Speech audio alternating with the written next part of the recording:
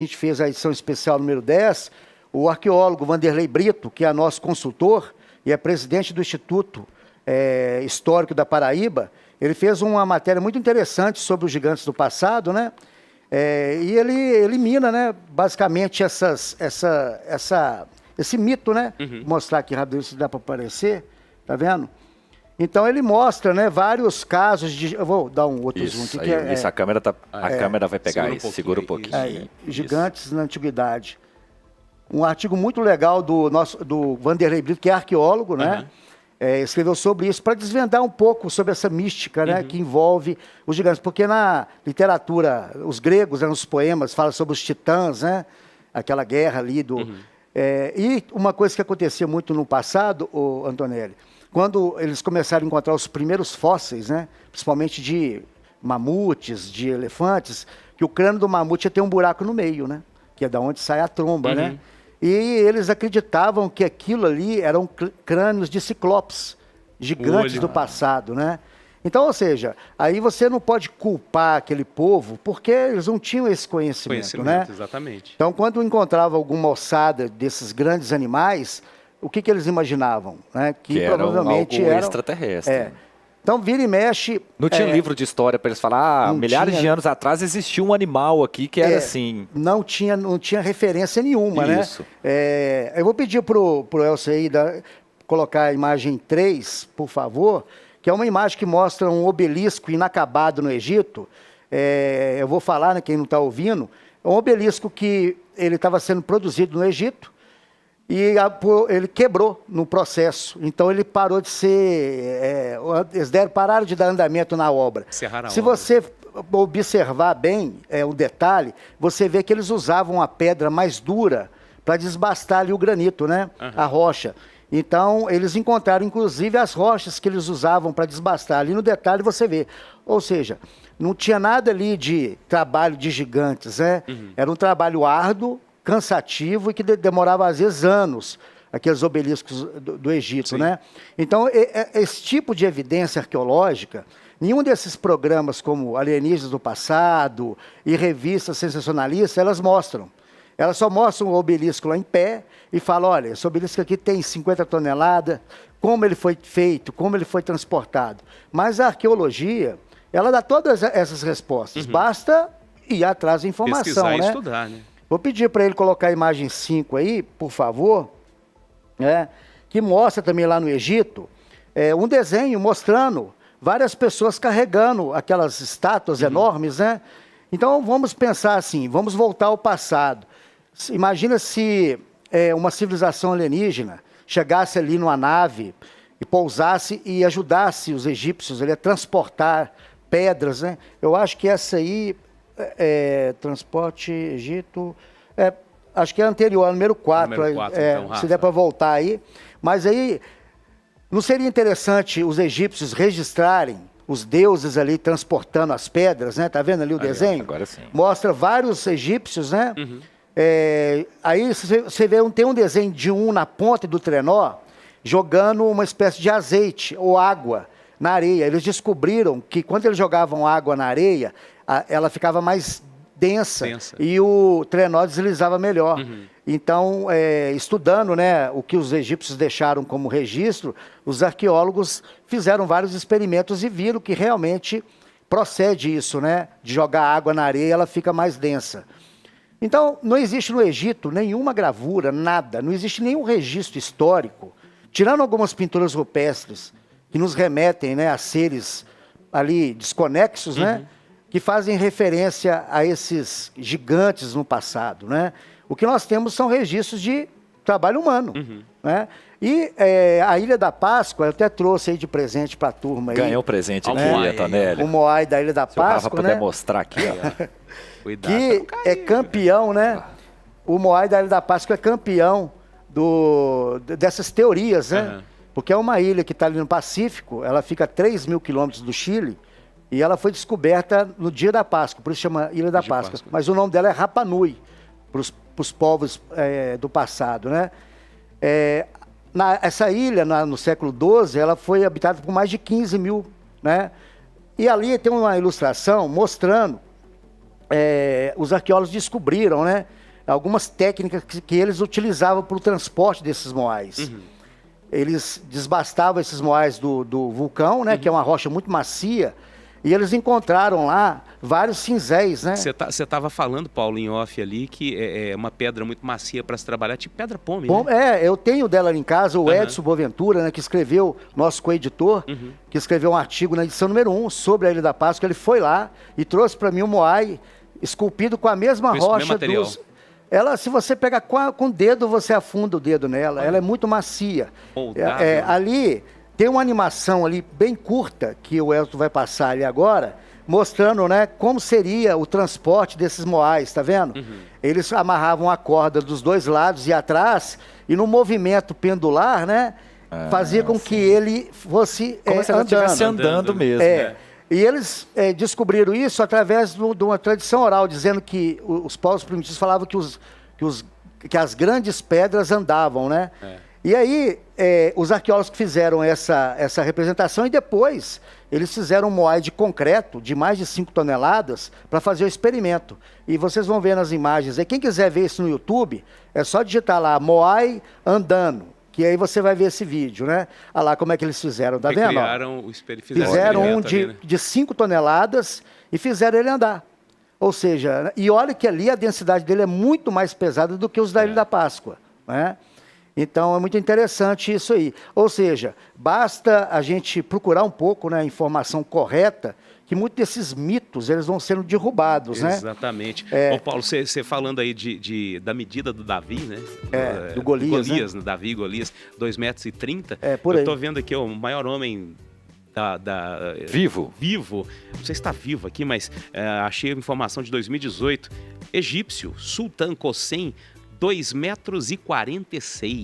Que isso? 2,46 metros. Então você imagina, tá maior do que o Golias, né? Justamente. Maior do que o Golias. Então, porque pro povo do passado, né, uma pessoa de 2 metros a estatura era menor, né? A população, como você disse, era 1,70 m para baixo. Uma anormalidade para a época, né? A gente tira por base da nossa época, né? Todo mundo era mais... Eu sou um homem do passado, baixinho, né? Vintage. Mas ali tem uma imagem número 6, que eu vou pedir o Elcio para colocar, só para finalizar essa dos moais aqui, né? Mais duas, que são as pedras que eles usavam para desbastar esses moais, né? Aí, tirando aquela coisa, né, que o pessoal fala que eles foram feitos com laser, com equipamentos fantásticos, não. Deus. Eram pedras, tá vendo ali, ó, que os arqueólogos descobriram em volta dos moais. Aquele ali. Eles usavam essas pedras que são mais duras para desbastar. Tá tudo lá, quem visita a ilha pode ver esse material lá. Gente, vamos acreditar mais no potencial humano aí, por favor. Eu sempre falo, né, que as pessoas reduzem a capacidade humana. E tem uma imagem aí, a última dos moais, que é a número 7, que mostra um moai lá inacabado. E tem vários lá, assim, no topo do vulcão, né? Olha, tá vendo ali, ó? Tem 2 ali, tá vendo? Um em cima e um embaixo. Legal. Então, assim, basta procurar informação. Interessante que esses programas, tipo Alienígenas do Passado, não mostram isso. Eles mostram lá naves reluzentes. Só o viés sensacionalista da história. Sim. E isso é que faz com que a ufologia, que a ufologia científica que nós fazemos, né, ela seja desacreditada.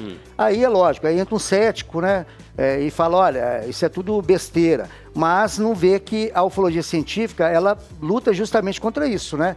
Então, essa edição número 10 que eu mostrei aqui, tem uma matéria muito legal. Quem quiser, é só entrar no site lá depois e procurar para ler.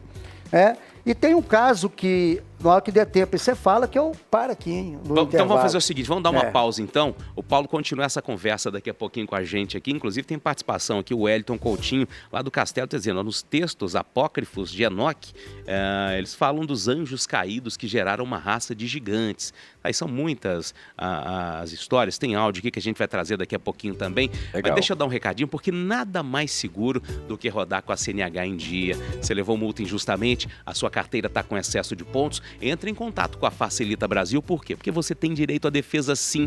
E a Facilita Brasil, protocolo recurso sem complicação. E tem mais vantagens, né, Eric? Tem mais vantagens sim. Você pode parcelar tudo em até 12 vezes. Então envie um WhatsApp para Facilita, que eu vou falar agora, anota aí. É o 99452-5005. Não perca sua carteira sem antes falar com a Facilita Brasil. Manda o WhatsApp lá para o 99452-5005 ou acesse o site facilitabrasil.com. Boa! A gente tem estreia hoje na Rede 98, hein? Vamos falar sobre democracia. A quantas anda a democracia? Como é que funciona o processo democrático? Antes de discutir política no WhatsApp, você vai com aquela voracidade, aquela ferocidade toda. Se liga onde? No Democratize. O novo programa aqui da Rede 98 estreia hoje às 9h. Augusto de Franco, Gabriel Azevedo e Paulo Leite comentam o cenário político mineiro, nacional e global, análises, entrevistas e, claro, a sua participação. Democratize toda terça-feira, coloca aí na sua agenda, toda terça-feira às 9h na TV 98 e no 98 Live, porque no rádio é um pouquinho mais tarde, depois da Voz do Brasil, às 10 em ponto, viu? Sintoniza lá 98,3 ou assista mais cedo às 9h pela TV 98 e 98 Live. Democratize, estreia hoje, sucesso pra turma. Vamos fazer o seguinte, vamos para um rápido intervalo comercial? Só vou dar um spoiler aí do Democratize. Deu uma passada ali no estúdio, que vai ser gravado. Tá sensacional. É? Tá bonito. Olha, vou dar uma depois você dá uma passada depois. lá e dá uma olhada. Tá bonito o negócio. É. Daqui a pouquinho a gente volta com mais Radiocast, mais Paulo Werner. Radiocast.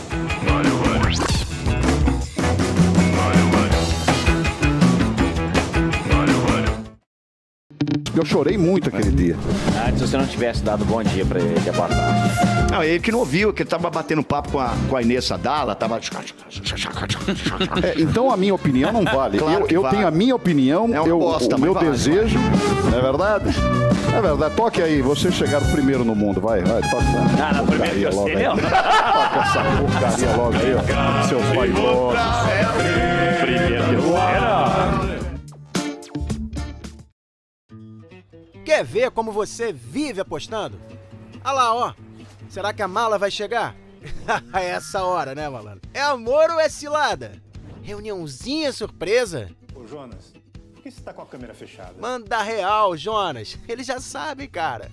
Mal aí, doutora. O que vai ser, hein? Eu acho que vai ser Enzo. Valentina. Não falei? A gente vive apostando. E na Estrela Bet, jogou, brilhou. Confia. Você ligou para o Saque 98. Ó, Rafael Paulo Marques chegou aqui falando, cadê os rock das antigas 98 FM? Tá precisando tocar mais música. Ô Rafa, fim de semana tá aí, irmão. Ó, de manhã cedinho até a madrugada com rock and roll, com música boa aqui na 98. Sim, o rock não morreu, pelo menos na 98 FM. Durante a semana tem informação, mas fim de semana a música fica, viu? Sintoniza, irmão! Você ligou para o Saque 98. Olá pessoal, eu sou o Gomes e você está assistindo a TV 98.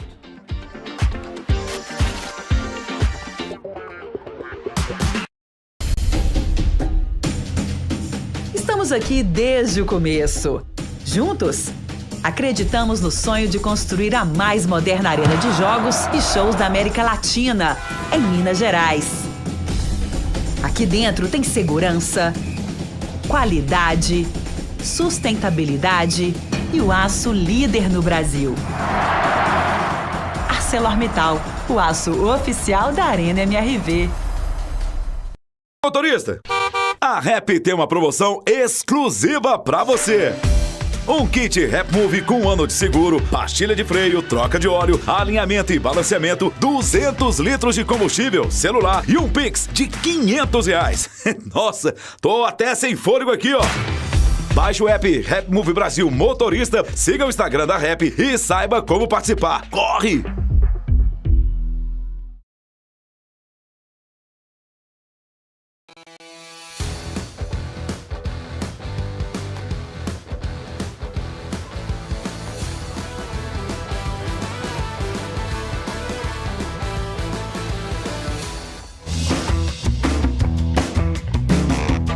Até às 4 da tarde. Radiocast oferecido por Claro e oferecido também por Estrela Bet. E hoje eu vou falar sobre um momento muito importante, a escolha do nome do novo distrito de Paracatu de Baixo.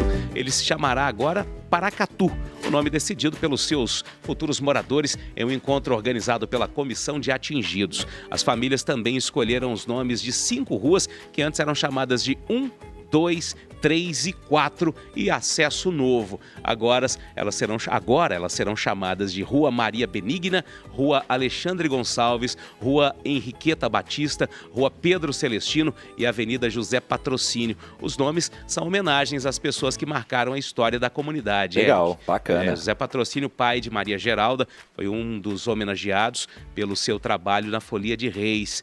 Quer acompanhar todos os detalhes da construção do novo distrito de Paracatu? Acesse fundaçãorenova.org/Paracatu, que lá tem muita informação atualizada para vocês. Gente, o Radiocast até às 4 da tarde, aqui na Rede 98, oferecido por Claro. Na Claro você tem a internet com fibra mais rápida do país. Venha para Claro e faça seu multi. Estrela Bet. Na Estrela Bet, as suas apostas brilham de verdade. Acesse estrelabet.com. Estrela Bet jogou, brilhou.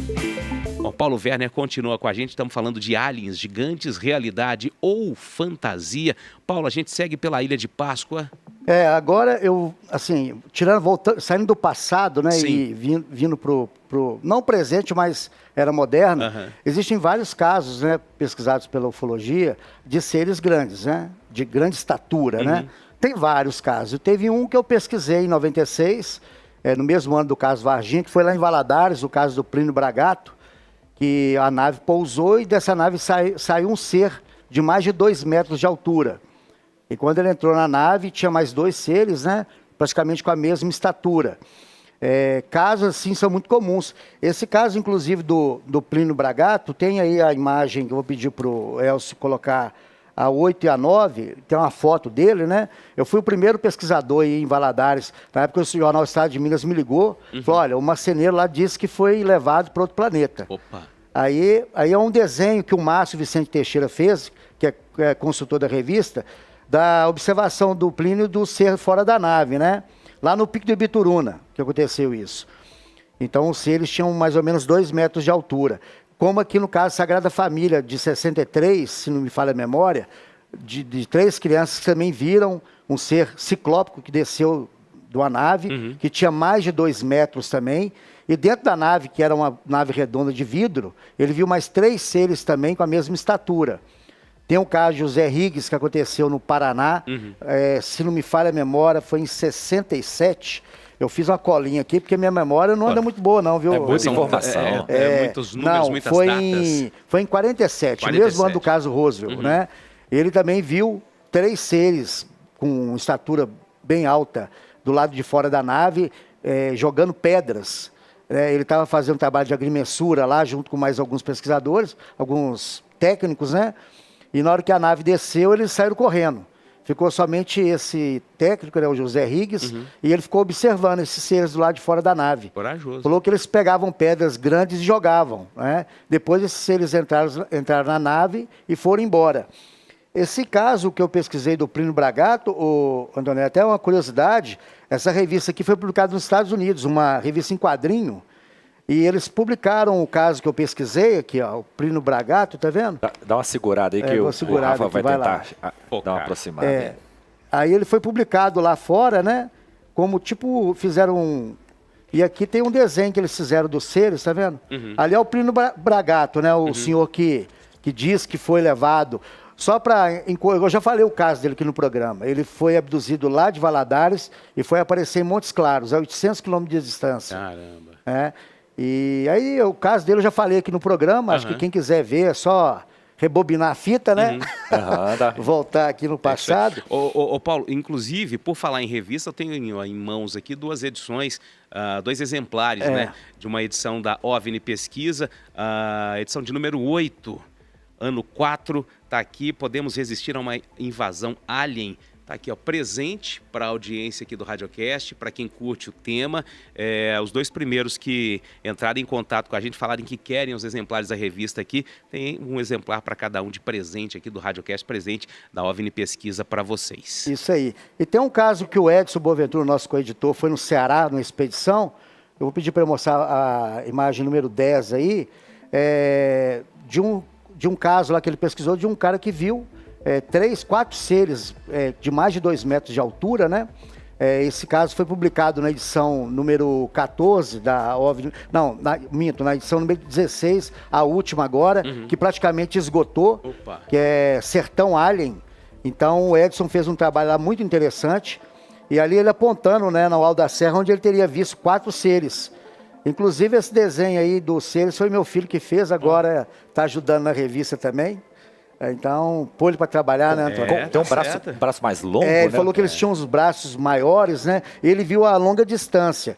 Então, esse tipo de seres, isso é muito descrito na literatura ufológica, né? Aqui em Passatempo mesmo, o Antônio Faleiro pesquisou alguns casos, né? O pessoal de casa que quiser ver isso, sabe o que isso me lembrou? Isso aí me lembrou, tem muita gente que vê isso aí no carnaval lá em Recife, que lembra, né? De Olinda, parece, né? Com braço longo, né? Mas uma coisa interessante, Antonelli, que muitos casos da ufologia, que muitos desses seres, eles apresentam movimentos, tipo assim, mecânicos, sabe?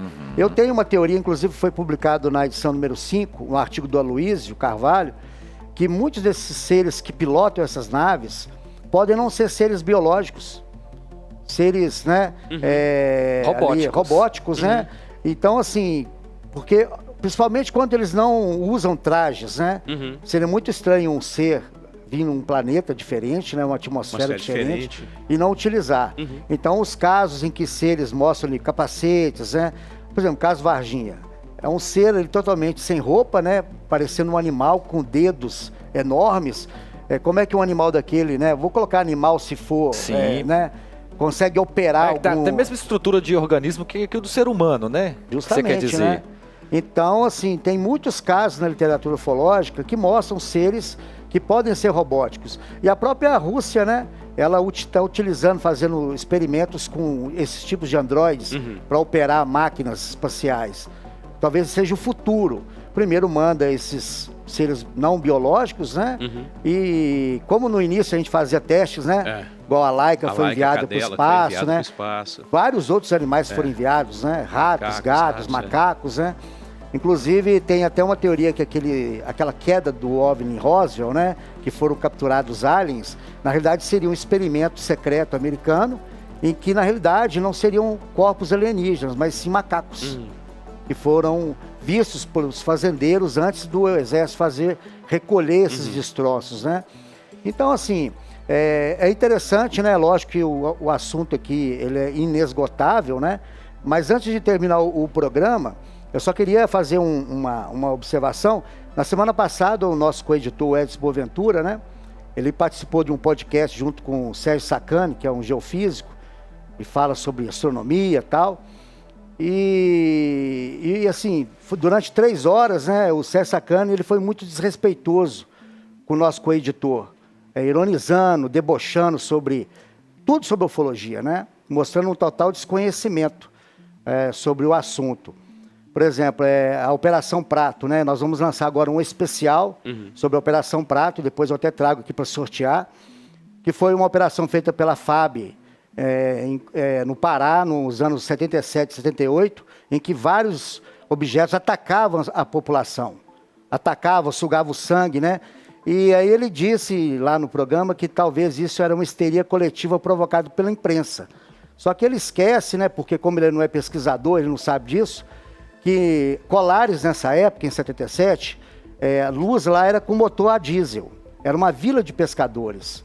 Eles não tinham acesso a banca de revista, televisão, nada disso. Né? E eram pessoas que viviam isoladas, em casas isoladas, que eram atacadas por essas luzes. Né? Então, ali ninguém foi influenciado pela mídia. Né? Então, assim, mostrando um total desconhecimento sobre isso. E o Sacani também fala que os relatos, né?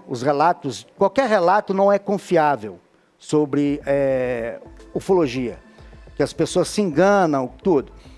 Só que existem várias formas de você obter esses relatos, sabe, Antonelli? Nós temos formulários técnicos muito bem elaborados. E quando nós vamos a campo pesquisar, além do relato, nós também buscamos outras evidências, marcas no solo, vestígios, né, alterações eletromagnéticas, ou seja, toda uma gama de evidências que nós trazemos e levamos para o laboratório, como foi a placa de Januário que você mostrou aqui no programa passado, em que eu levei para o melhor laboratório de Minas, da CBMM lá em Araxá, para analisar a placa. Ou seja, nós, ufólogos científicos, nós nos valemos da ciência para fazer o nosso trabalho. Não é achismo. Não é achismo, não. Então, quando ele diz que os relatos não são confiáveis, que todo mundo não tem capacidade, ele disse no programa que pilotos de caça não são confiáveis, que controladores de tráfego aéreo não sabem o que vem no céu. Então, assim, isso aí nivelar por baixo as pessoas. E ele desconhece que as pessoas do campo, as pessoas mais humildes, elas sabem ver o céu melhor do que ele. Melhor que muito astrônomo, né? Eles sabem ali, só de olhar para o céu, se no outro dia vai chover, eles sabem muito bem identificar fenômenos atmosféricos comuns, né? É o dia a dia deles, né? E sobre a noite oficial dos OVNIs, que aconteceu em 86, ele citou no programa lá que, porque os radares detectaram 21 objetos sobrevoando ali a região do Vale do Ribeira, né? E 4 caças da Força Aérea perseguiram esses objetos, de 8 horas da noite até 4 horas da manhã. E no programa o Sacani disse que os radares podem ter bugado ali, não era um equipamento bom, que eram equipamentos ruins. Só que ele esquece que esses radares do Sindacta 1, eles tinham apenas 10 anos de uso. São franceses, e nós temos na revista o Sérgio Santana, esse sim sabe o que fala, né? É um Sérgio que sabe o que fala. Ele é engenheiro aeronáutico, autor de vários livros. Ele publicou na edição número 6 da OVNI Pesquisa um artigo justamente falando como é operado a rede de radares do Sindacta. Quais são os tipos de radar e tudo. Então, eu quero convidar o Sacani, se ele quiser aprender sobre radares, sobre isso, a ler a edição da OVNI Pesquisa, e se quiser, o Sérgio Santana até dispõe a ensinar para ele um pouquinho sobre isso. Porque ir no programa e menosprezar o trabalho de quem faz uma coisa só é desrespeitoso, né? Mas tem uma frase que eu quero finalizar, que é assim: nós sempre temos a melhor opinião daquilo que nós não entendemos. Isso. É isso aí. É isso aí. Paulo então, Werner com a gente aqui toda terça-feira. Terça-feira que vem tem mais. Fala, Eric. Pra gente fechar a conversa, então. Pode ser que exista, mas não foram eles que criaram as pirâmides do Egito e os Moais da Ilha de Páscoa. Obras humanas. Na Ilha da Páscoa, só para encerrar, lá tem, eles adoram lá os homens pássaros, né? O que eu falo? Eles podem ter tido influência, pode sim, eu não nego isso não, até no Egito, deles terem contato com essas civilizações do passado. Nós só não acreditamos que eles foram responsáveis pelas obras. Por quê? Certo. Pelo registro arqueológico. Sim. Né? Senão não encontraria, né, esse registro de obras. O legal humanas. é isso, tem gente, tem uns que acreditam e são fervorosos, e tem uns que acreditam e são como você, que vai lá e estuda para saber se é verdade ou se não é. Justamente. Parabéns. E a gente não precisa ir para esse escapismo, não. A ufologia já é fantástica por demais. Exatamente. Paulo, terça-feira que vem tem mais. Obrigado. Bem-vindo, um abraço para você, bem-vindo de volta, viu? Bem-vindo Eu que agradeço. E tem um recadinho para você que tá ligado aqui, tem coisa melhor do que festa junina? Ou então simbora para a maior e melhor delas, Cidade Junina no Mirante BH. A festança tá boa, né, Eric? A festança tá boa demais da conta, Antonelli. Vai ter Fala Mansa, vai ter Bochecha, Alceu Valença, e nesse sábado a guitarra vai chiar lá, viu? Vai ter Rock Baby, com as bandas do Circuito do Rock, celebrando o bom e velho rock and roll. Então bora pra Cidade Junina, confira a programação e garanta seu ingresso no site bilheteriadigital.com/Cidade Junina. Siga também no Instagram, no @nacidadebh. Os ganhadores das revistas aqui, o Ednei, final de telefone 0322, e o Pedro, 0010. Boa. Nossa equipe de produção vai entrar em contato com vocês. As revistas estarão à disposição de vocês aqui na Rede 98. A gente fica por aqui. O Radiocast volta amanhã às 3 da tarde. Radiocast oferecido por Claro. Na Claro você tem a internet com fibra mais rápida do país. Venha para Claro e faça seu multi. Estrela Bet. Na Estrela Bet, suas apostas brilham de verdade. Acesse estrelabet.com. Estrela Bet jogou, brilhou. Tá chegando o Ricardo Amado. Amanhã tem mais. Rede 98 apresentou Radiocast.